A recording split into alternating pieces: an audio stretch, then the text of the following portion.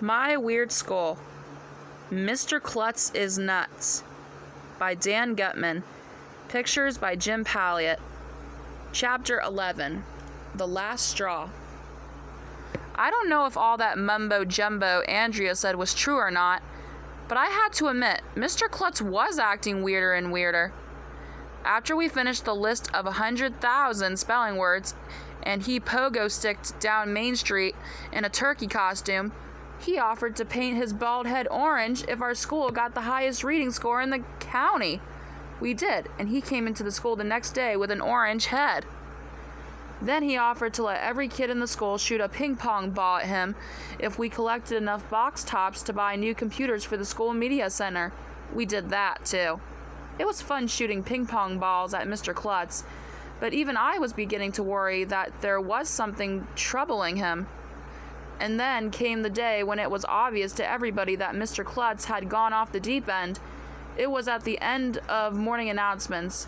Miss Daisy had stepped out of the room for a minute. "Boys and girls," Mr. Klutz said over the loudspeaker, "winter vacation is coming up. If the students at our school read with their parents for 1,000,000 minutes before school lets out, I will bungee jump off the roof of the school dressed as Santa Claus."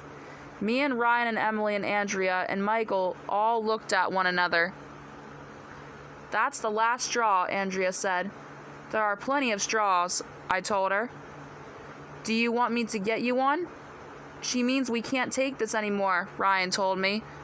"Is that what the last straw means?" I asked. I always wondered what the last straw meant. "At first, I thought Mr. Klutz was just a funny guy," Andrea said seriously.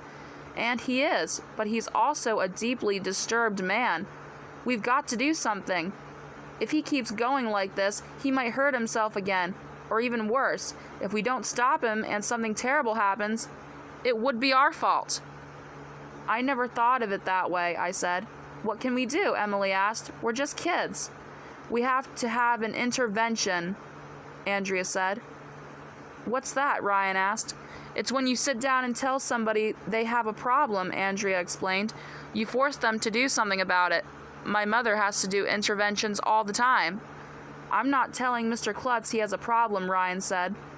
"Me neither," agreed Michael.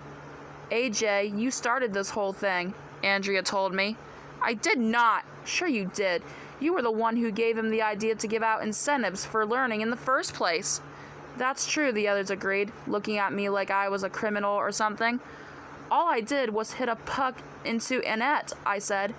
"AJ, you've got to tell Mr. Klutz that if he bungee jumps off the roof, we're not going to read 1 minute with our parents," Andrea said. "Two can play at this game. If he's going to do crazy things, we won't read any more books.